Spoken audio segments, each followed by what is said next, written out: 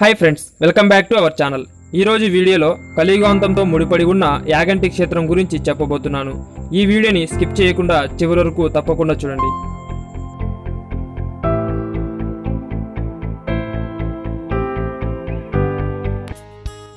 కర్నూలు జిల్లాలో బ్రహ్మంగారు నివసించిన బనగానపల్లి గ్రామానికి సమీపంలో ఉన్న పుణ్యక్షేత్రమే యాగంటి. ఇది బనగానపల్లెకు 13 కిలోమీటర్ల దూరంలో ఉంది. ఆహ్లాదకరమైన ప్రకృతి సౌందర్యంతో పరవశింపజేసే పుణ్యక్షేత్రాలలో యాగంటి ఒకటి.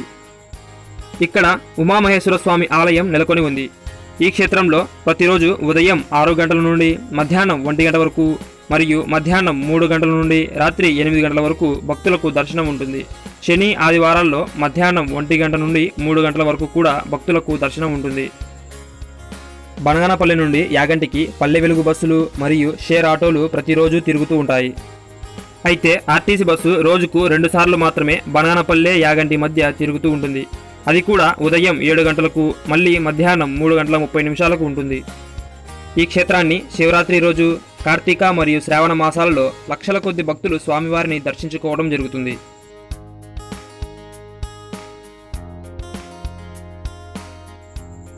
యాగంటిలో కాకులు కనిపించకపోవటం ఆశ్చర్యాన్ని కలిగిస్తుంది. ఇందుకు సంబంధించి ఒక కథ ప్రచారంలో ఉంది. పూర్వం ఈ ప్రాంతాన్ని దర్శించిన అగస్త్య మహర్షి ఇక్కడ వెంకటేశ్వర స్వామి విగ్రహాన్ని ప్రతిష్ఠించాలని భావించాడట. అందుకుగాను ఆయన ఆ విగ్రహాన్ని మలుస్తూ ఉండగా చేతి బొటనవేలికి గాయమైందట. తన సంకల్పములో లోపమేమో అని సందేహం తలెత్తడంతో శ్రీ వెంకటేశ్వర స్వామి గురించి తపస్సు చేశాడు. ఆ సమయంలో కాకులు ఆయన తపస్సుకు భంగం కలిగించడంతో అవి ఆ ప్రాంతంలో సంచరించకుండా నిషేధాన్ని విధిస్తూ శపించాడట. అందువల్లనే ఇక్కడ కాకులు కనిపించవని చెప్తూ ఉంటారు.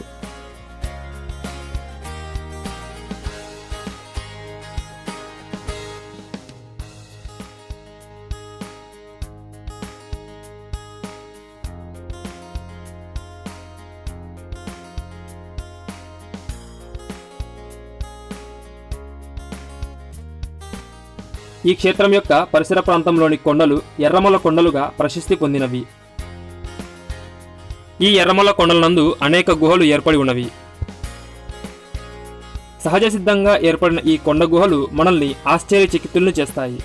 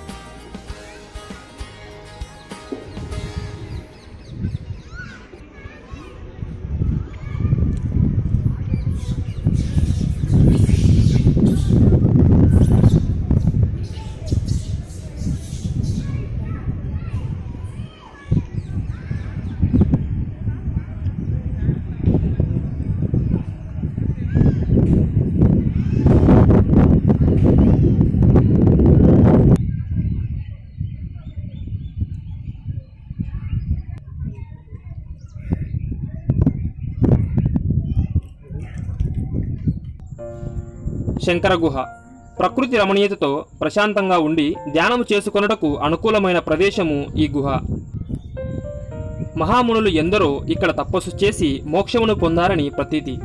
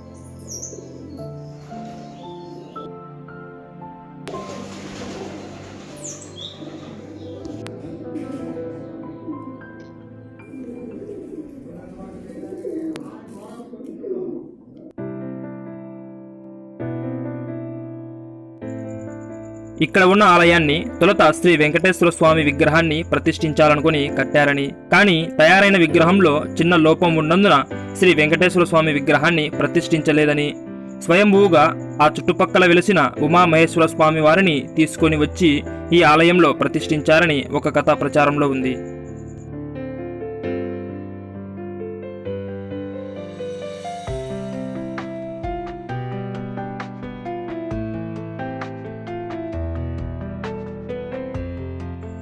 లోపమున్న శ్రీ వెంకటేశ్వర స్వామి వారి విగ్రహాన్ని ప్రధాన ఆలయానికి పక్కనే కొండపైన సహజ సిద్ధంగా ఉన్న గుహలో ఇప్పటికీ మనం దర్శించుకోవచ్చు.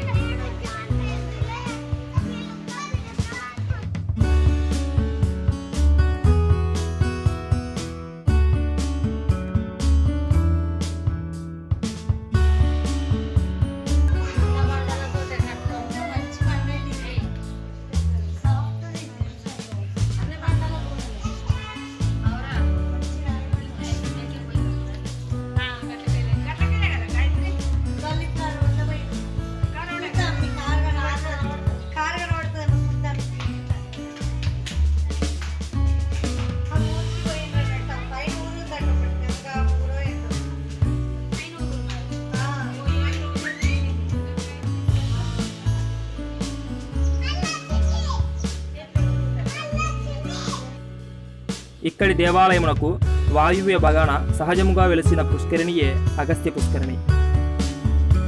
అగస్త్య పుష్కరిణి నుండి వచ్చే నీరు పెద్ద కోనేరులోకి చేరుతుంది. ఈ పెద్ద కోనేరులోనికి నీరు నంది నోటి నుండి ప్రవహిస్తూ ఉంటుంది.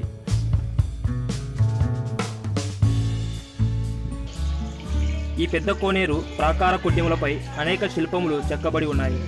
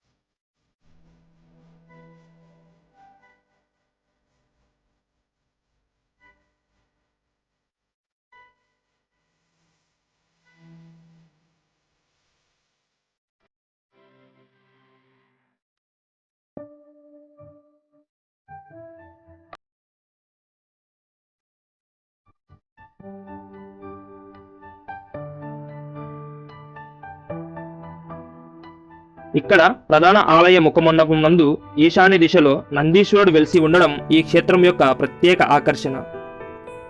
ఈ నంది విగ్రహాన్నే యాగంటి బసవన్న అని పిలుస్తారు. సుమారు 90 సంవత్సరాల క్రితం 4 స్తంభాల లోపల నందీశ్వరుని చుట్టూ ప్రదక్షిణలు చేసేవారట. కానీ నేడు ప్రదక్షిణలు చేయుటకు ఏమాత్రమూ అవకాశం లేకుండా నందీశ్వరుడు పెరిగిపోయాడు. భారత పురావస్తు శాఖ వారి లెక్కల ప్రకారం 20 సంవత్సరాల కాలంలో 1 అంగుళ పరిమాణము పెరిగినట్లు అంచనా వేశారు. శ్రీ విరాట్ పోతులూరి వీరబ్రహ్మేంద్ర స్వాముల వారు కాలజ్ఞానంలో యాగంటి బసవయ్య అంతకంతకు పెరిగి కలియుగాంతమున కాలు దువ్వి రంకె వేయునని వ్రాయడం జరిగింది.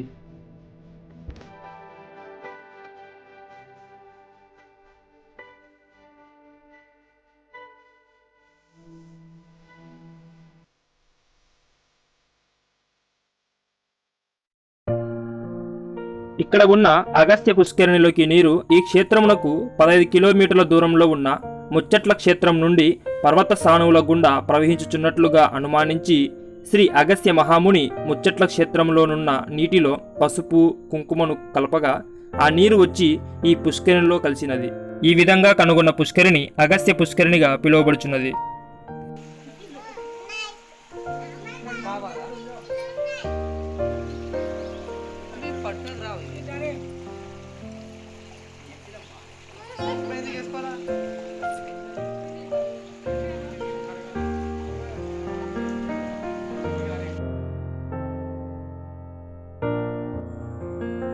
సో ఇది ఫ్రెండ్స్ ఈరోజు వీడియో.